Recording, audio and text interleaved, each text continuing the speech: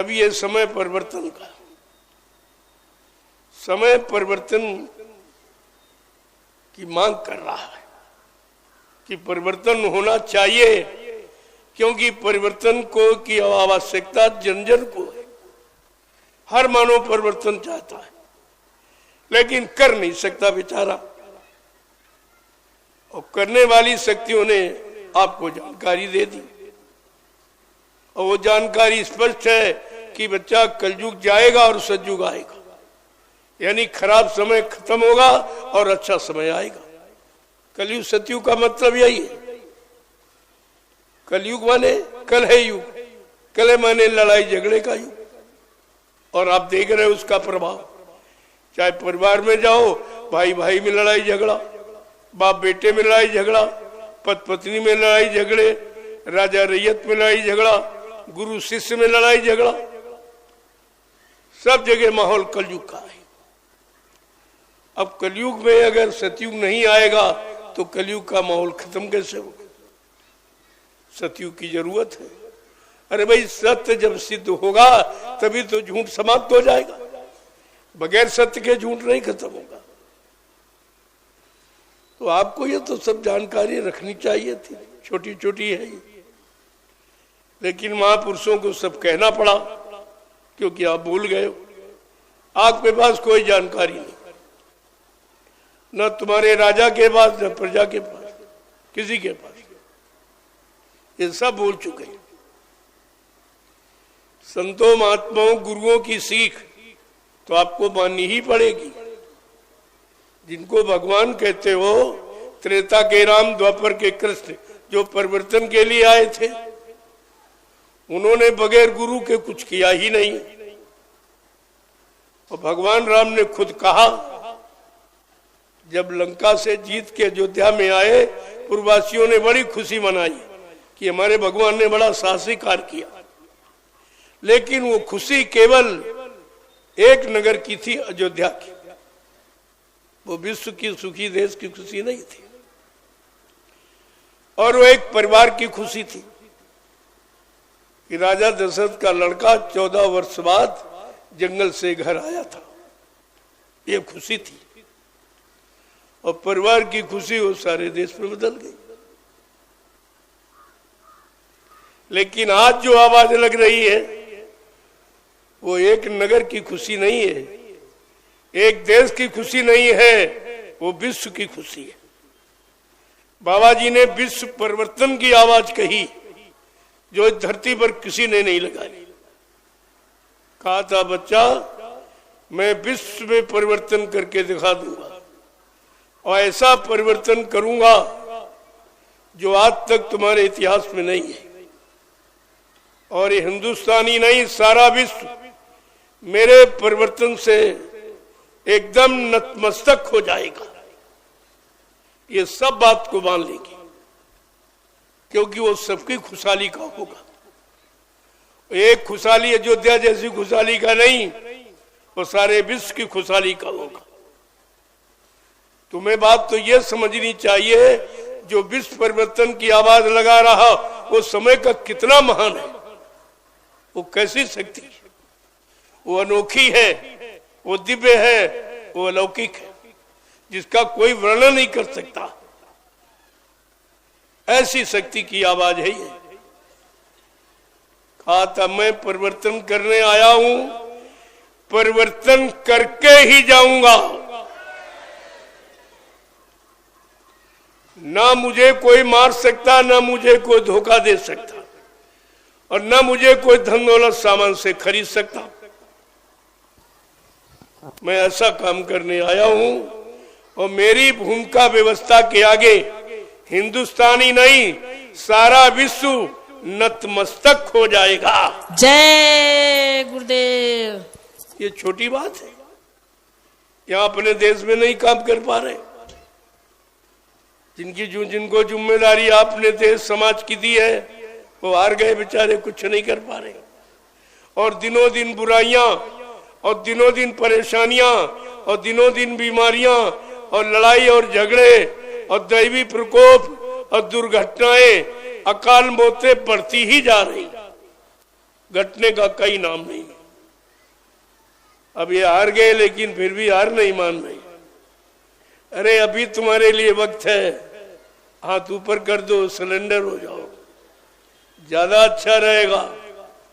और कुदरत की मार से अगर सिलेंडर हुए तो कौन सी तारीफ होगी तुम्हारी।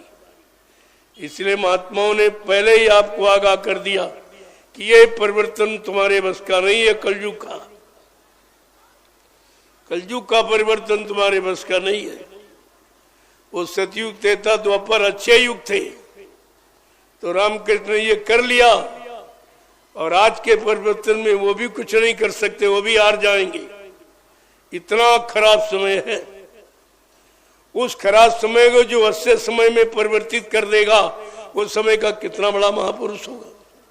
लड़ाई झगड़ों को रोक देगा, बेरोजगारी खत्म कर देगा, महंगाई समाप्त कर देगा। भारत जैसे धार्मिक देश से टैक्सों की भरमार समाप्त हो जाएगी। ये तो हमारा कानून है भारत का, जो आजादी के बाद खुशहाली के लिए जो भारतीय संविधान लिखा गया, वो तो सप्तऋषियों वाला अलग है, वो तो आपको बताया नहीं गया। ये 20 सूत्री कार्यक्रम आपको भारत का संविधान बता रहे, कहा तुमको बताया गया। लेकिन वो समय जिनका है, जब सप्त ऋषियों ने भारत का संविधान बनाया, तो संत महात्मा ऋषि मुनि ही कोई उस संविधान को खोलेगा और वो लागू करेगा। इन स्वार्थी लोभी लालचियों के बस की बात थोड़ी है ये लागू कर दे, क्योंकि वो संविधान सप्त ऋषियों के द्वारा लिखा गया।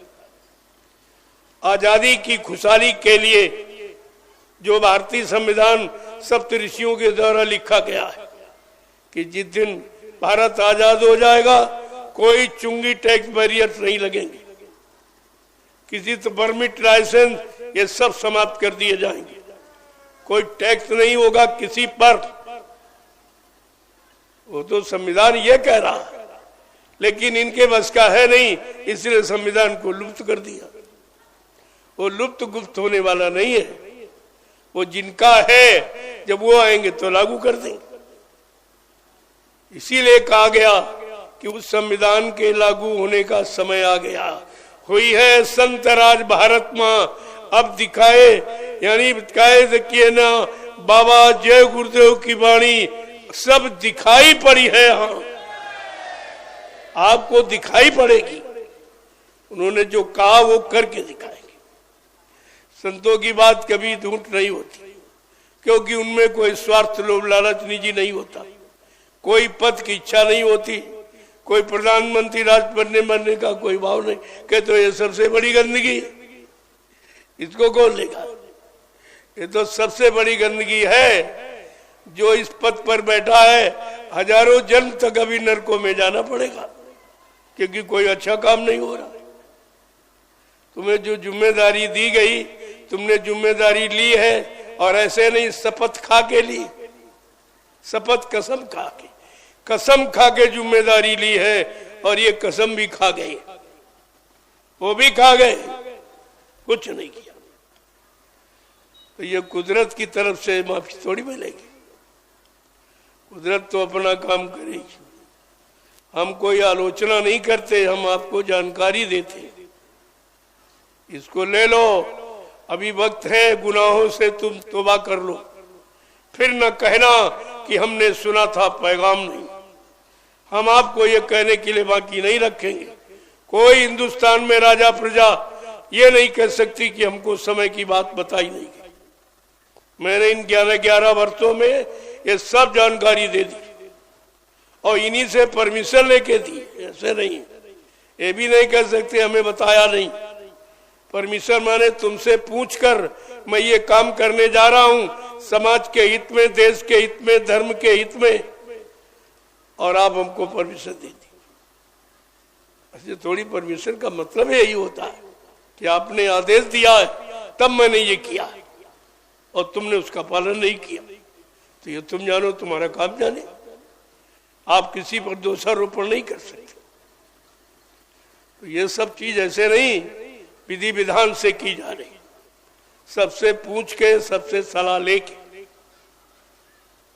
हम तो सबसे पूछ के सलाह लेके करते, और ये किसी से नहीं पूछते। इनको भी भारत की जनता से पूछना चाहिए कि भाई हम ये काम करने जा रहे हैं, इसमें तुमको मतलब तुम्हारी क्या रजामंदी, क्या सलाह है, लेकिन कुछ नहीं। अरे भाई परिवार में घर का मालिक होता है, कोई काम करता है तो परिवार वालों से पूछ के करता। जब परिवार के लिए कर रहे हो तो परिवार वालों से पूछ के करो, लेकिन नहीं, कोई नहीं पूछता। भारत की जनता से कोई सलाह नहीं लेता। तो क्या यह प्रजातंत्र है?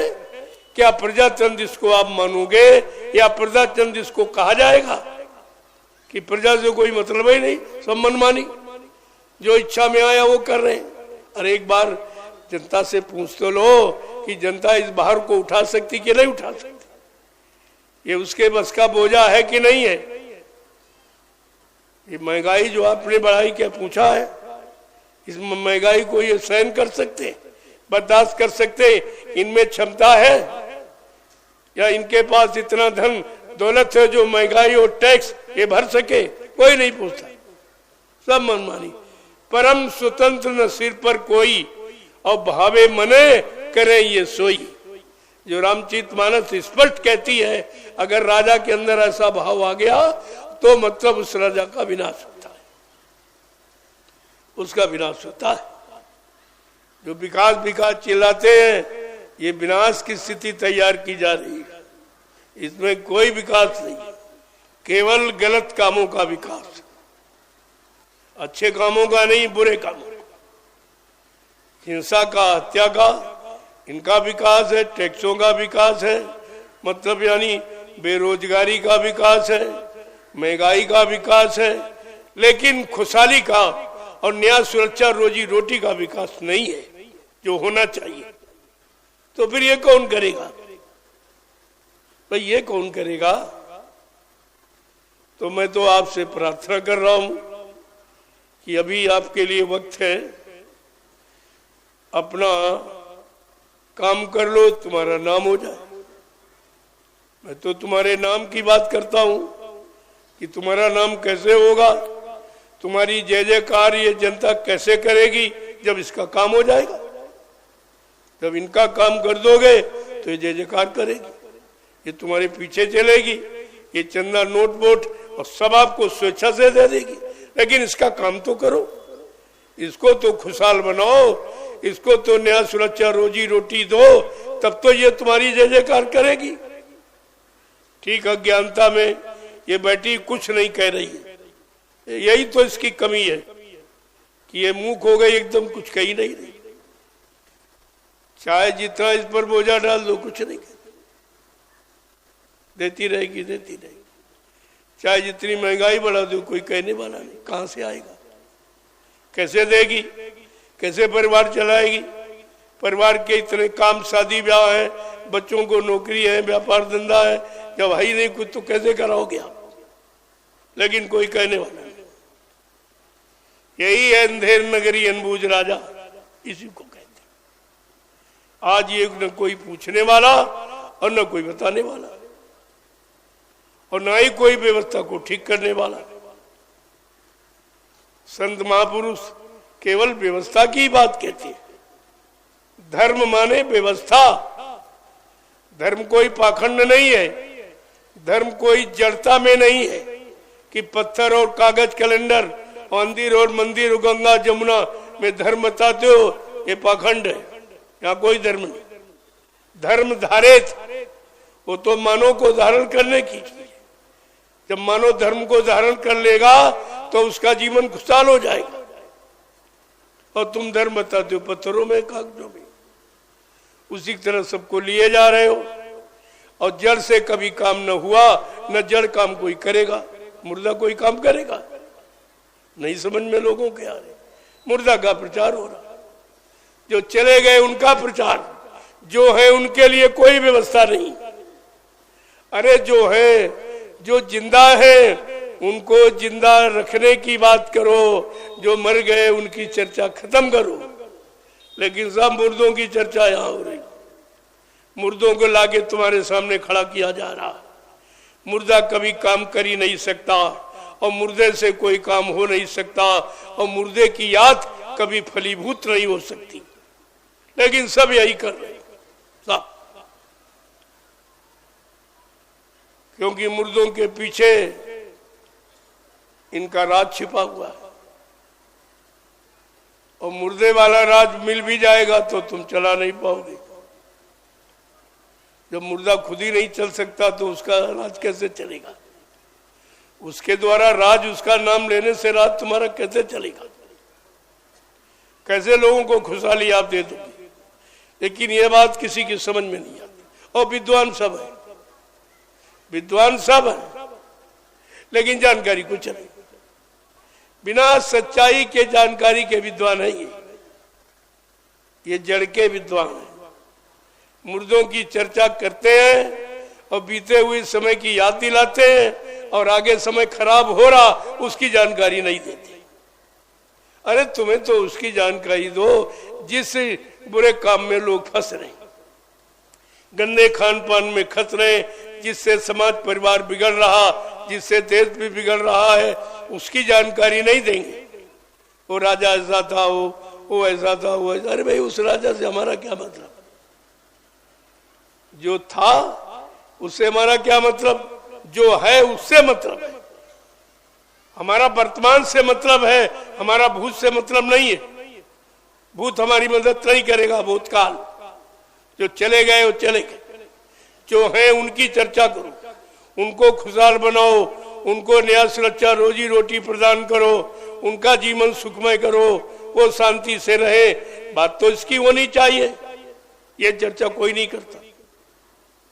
जैसे इनके दिमाग में ये बातें कुछ नहीं। झूठ बोलते बोलते बोलते इनका सब जीवन झूठमय हो गया। सारी चर्चा, सारा ज्ञान, सारा कर्म सब झूठमय हो गया। प्रेमियों, अब जरा संत महापुरुषों के वचन सुन लो। हम इनकी कहानियों को कहां तक दोहराएं? इनके किए कर्मों की जानकारी देने से कोई लाभ नहीं है, क्योंकि ये अपने बुरे कर्म छोड़ने वाले हैं नहीं, बुरी नीतियां ये बंद करने वाले हैं नहीं, बुरे नियम सिद्धांत कानून ये खत्म करने वाले हैं नहीं। तो ये चर्चा ही करना व्यर्थ है। हम अपना समय क्यों खराब करें? लेकिन इशारा तो करता हूं, क्योंकि हमारा कर्म कर्तव्य है अच्छे सच्चे यानी रास्ते की जानकारी कराना, सच्चाई पर अच्छाई की तरफ लोगों को ले आना और बढ़ाना, ये हमारा कर्तव्य है। अगर तुम अपने कर्तव्य को नहीं छोड़ते हो तो मैं अपने सच्चे अच्छे कर्तव्य को क्यों भाई छोड़ूंगा? मानो न मानो ये तो तुम्हारी बात है, लेकिन मेरा काम समय किससे याद कराना जरूर है कि आपको हर मोड़ पर हर नीति का यानी मतलब ज्ञान करा दिया जाए, जानकारी दे दी जाए, ताकि आप ये न कहें भाई कोई बताने वाला, कोई सहयोग करने वाला नहीं था। महात्मा हमेशा सहयोग करते रहे, आज भी कर रहे। पहले लोगों ने माना, देखो उनका राज, और जो नहीं माने वो मारे गए। इतिहास तो आपके सामने मौजूद है।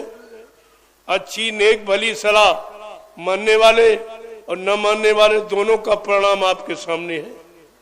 तो आप समझ लो कि भाई हमें क्या करना चाहिए ताकि हमारा परिणाम खराब ना हो। जय गुरुदेव, जय गुरुदेव, जय गुरुदेव, जय गुरुदेव, जय गुरुदेव, जय गुरुदेव। जय गुरुदेव नाम किसका? प्रभु का। जय गुरुदेव नाम किसका? प्रभु का। प्रभु का प्यारा नाम। जय गुरुदेव। देखो, हमारे धार्मिक देश की ये परंपरा है, ये सनातन परा विद्या है कि हम कोई काम करते हैं, संसार का, शरीर का, परिवार का, खेती, दुकान, दफ्तर, बिजनेस, व्यापार का, सभी लोग अपने मजहब धर्म के मुताबिक अपने अपने देवी देवता, इष्ट परमात्मा, खुदा गाड, भगवान गुरु का नाम करते, लेके करते कि हमारा आज का दिन खुशहाल रहे, हमारा व्यापार बिजनेस, हमारा परिवार खुशहाल रहे, इसमें तरक्की हो, इसलिए आप ये सब यादगारी में ले आते। लेकिन देश को चलाने वाले जो भी मंच पर नेता आता है, आप सच बताना, क्या कोई भगवान के नाम से शुरुआत करता है? मंच पर कोई नेता भगवान का नाम लेता है, देवी देवताओं का नाम लेता है, तो फिर देश कैसे खुशहाल होगा? जब एक छोटे से परिवार की खुशहाली के लिए आप कोई काम करते हो तो देवी देवता भगवान खुदा का नाम लेके करते कि भाई उसकी दया मिल जाए और मतलब हमारा एक काम सुचारू रूप से चल जाए, हमारा परिवार भाई सुरक्षित रहे। लेकिन इनको देश की चिंता होती तो ये भगवान का नाम ले, इनको देश की चिंता नहीं कि देश खुशहाल रहे, देश में रहने वाले लोग खुशहाल रहे। ऐसी प्रार्थना कोई नेता हो, चाहे बड़ा हो चाहे छोटा हो, कोई भी भगवान का नाम नहीं लेता, कभी नहीं लेता। तो खुशहाली कैसे आएगी? कैसे तुम कह रहे हो कि हम धार्मिक हैं? तुम्हारे अंदर कोई भी तो धार्मिकता की झलक नहीं है। कैसे अपने आप को धार्मिक कहते हो? कोई मतलब यानी भगवान खुदा कोई नहीं मानता, क्योंकि मुसलमान भी इसमें है, वो मतलब न खुदा का नाम लेके नहीं शुरुआत करते, और हिंदू वो परमात्मा का नाम लेके शुरुआत नहीं करते, या देवी देवता किसी का नाम ही लेते, ऐसे भाषण शुरू कर देते। क्यों? वो जानते हैं कि भगवान खुदा का नाम लेंगे तो हमें सच्ची बात कहनी पड़ेगी और सच्चे काम करने पड़ेंगे, और हमें सच्चा कहना करना नहीं है, हमें झूठ कहना है, वादा खिलाफी करनी है, जो बताना वो कभी नहीं कहे करना है। तो जिसको वो काम करने जो कहे कभी नहीं करना, वो भगवान का नाम कैसे लेगा? ये तो परिचय आपको सब पहले ही दे रहे हैं आप कि हम भगवान का कोई काम नहीं, यानी सच्चाई ईमानदारी का और रोजी रोटी का हम कोई काम नहीं करेंगे। इसलिए मैं भगवान को साक्षी मान करके नहीं कुछ कह रहा हूं। देखो कितना गूढ़े राज है, और कोई नहीं इसके बारे में कह रहा, किसी ने समझा ही नहीं कि ये किसी को नहीं मानते। इसका मतलब न हिंदू भगवान को मान रहा, न मुसलमान खुदा को मान, ये झूठा झूठा कहते सब। भाई देश को चलाना एक बड़ी व्यवस्था है, परिवार को चलाना छोटी व्यवस्था है। जब छोटी व्यवस्था वाला कोई काम करता है तो देवी देवता परमात्मा का नाम लेके करता है, और ये बड़ी व्यवस्था वाले कुछ नहीं करते। और फिर भी आप समझ नहीं पाए हो, ये भगवान खुदा को मानने वाले नहीं है, ये झूठ है सब। ये तो साफ जाहिर है किसी को नहीं मानते, ये केवल अपने मान सम्मान अधिकार और पद, इसके अलावा किसी को नहीं मानते। ये तो साफ आपके सामने है, तो समझना चाहिए इसको। भाई मैं उनसे प्रार्थना के रूप में कह रहा हूं, अरे जब तुम भगवान को भूल गए हो, खुदा परमात्मा को भूल गए हो, देवी देवताओं को भूल गए हो, तो तुम अपने आप को किस मुख से धार्मिक कहते हो? तो धार्मिकता की कोई झलक नहीं है। रोज आप देखते हो जो भी राजनीति मंच पर आता है वो भगवान का नाम नहीं लेता। वो जानता है कि हम झूठ बोलेंगे, हम वादा खिलाफी करेंगे, जो कहेंगे वो कभी नहीं पूरा करेंगे, तो भगवान के नाम इसीलिए लेता नहीं कि भगवान का नाम लेंगे तो फिर सच कहना पड़ेगा, जो कहेंगे उसे पूरा करने पड़ेगा। इसीलिए वो आपको पहले परिचय दे रहा कि मैं भगवान खुदा और देवी देवता किसी को साक्षी नहीं मान रहा हूं। फिर भी तुम्हारी समझ में कब आएगा? ये तो खुली बात आपके सामने हो रही है और सब कर रहे हैं, और झूठा अभियान भगवान का चला है। ये सीताराम राधे श्याम का झूठा ही तो सब है। आज कह रहे हैं लेकिन मंच पर कह तब नहीं कहेंगे, तब नहीं कहेंगे सीताराम जी। जानते हैं कि सीताराम का कानून बहुत कठिन है, सीताराम को मानना किसी के बस की बात नहीं है। रामचरितमानस प्रमाण दे रही है कि भगवान राम का कानून कितना कठिन, और साफ साफ शब्दों में लिखा कि अनुज बधू भगनी सुत नारी, और सुन साठ ये कन्या समचारी, इन्हें कुदरा स्टी बिलो के जोई, और ताये बधे कछु पाप न होई। ये सीताराम का कानून देखो कितना कठिन, ये तुम्हारे बस का है? और क्या कह लिखा है, क्या कहते हैं कि सिया राम मैं सब जग जानी, और करहु प्रणाम मैं जोरी जुग पानी। कितना कठिन, सारी सृष्टि को सिया राम में मानो, सबको,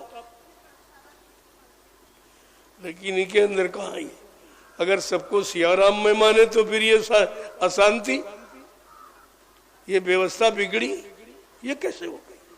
ये बेरोजगारी, ये महंगाई, ये गरीबी, ये टैक्स, ये मारकाट, जो हिंसा की जा रही बेगुनाह जीवों की और उससे व्यापार किया जा रहा, ये सब सियाराम में है सीताराम के पुजारियों, क्या ये सियाराम में है? तुम्हें इस पर विचार करना चाहिए। तुम्हारे भगवान को कलंकित किया जा रहा झूठ बोल करके, निजी स्वार्थ के लिए कुछ नहीं जानते, कुछ भी नहीं करते। इसलिए भगवान राम ने कहा मेरी पूजा बहुत कठिन है, मुझे मानना बहुत कठिन है, क्योंकि मैं दुष्टों को क्षमा नहीं करता, पापियों को क्षमा नहीं करता, मांसाहारी शराबियों को क्षमा नहीं करता, झूठ बोलने वाले, वादा खिलाफी करने वाले, दगेबाजी करने वाले और चरित्रहीनता करने वाले, मैं इनको कभी माफ करता ही नहीं। ये राम का सिद्धांत है। क्या ये इनके बस का है? केवल सीताराम कहना पर्याप्त नहीं है। सीताराम ने क्या किया वो करना आपको पड़ेगा, तब सीताराम के द्वारा मिलने वाला लाभ तुम्हें प्राप्त हो सकेगा। ऐसे नहीं, सीताराम कहना नहीं, सीताराम ने क्या कहा वो करना है, वो अपने जीवन में उतारना है, तब आपको माना जाएगा तुम सीताराम के भक्त हो या मानने वाले हो। इसके पहले नहीं, इसके पहले संत महात्मा तुमको परमिशन नहीं देंगे, उनकी तरफ से कुछ नहीं। ये सब सोचो विचारो। श्री राम को मानते हो, श्री रामचरितमानस को बिल्कुल नहीं मानते हो, उसकी तरफ तुम्हारा ध्यान नहीं है कि श्री रामचरितमानस ही श्री राम है।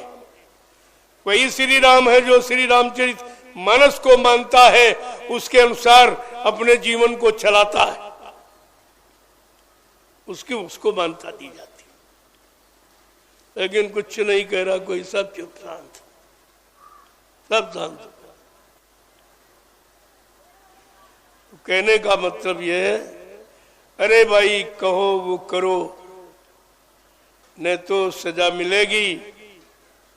झूठ बोलना सबसे बड़ा पाप माना जाता है, और सब झूठा ही बोल रहे।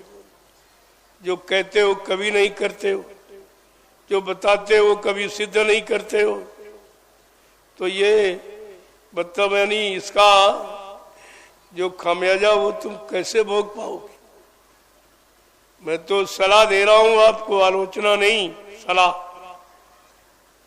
कि अगर अच्छे महापुरुष की बात करो तो जब तक उसकी अच्छाई अपने चरित्र में न उतार लो तब तक मत कहो। कहो तो करो जरूर, न डबल सजा है, इसकी माफी नहीं मिलेगी। उतना कहो जितना कर सको, जैसे उतना खाओ जितना हजम कर सको, इसलिए उतना कहो जितना कर सको। नहीं कर सकते हो तो मत जबान खोलो, और कहोगे करोगे नहीं तो फिर सजा, इसकी सजा भगवान माफ नहीं करता। और यही आपको समझना चाहिए सबको। ये तो सबके लिए सिद्धांत है, कोई एक व्यक्ति की तरफ हमारा इशारा नहीं है, सब की तरफ, कि सब लोग जब ही बोलो जब कुछ करो। कहते नहीं भाई बोलो तो कुछ मुख तौल, तौल के बोलो, यानी समझ कर, और नहीं तो बोलोगे तो उसकी तो सजा है। यही जमान बाणी जो आशीर्वाद वरदान देती, जो कह देती वही होता। और एक तुम लोगों की जमान बाणी, इतने दिन से कह रहे हो और कुछ नहीं कर रहे, कुछ भी नहीं तुम्हारी जमान का सिद्ध हो रहा, इसका मतलब तुम्हारे अंदर कुछ नहीं। अगर कुछ होता तो जरूर तुम सिद्ध कर देते, और कहते हो नहीं करते हो। इसीलिए शपथ अभियान रखा गया।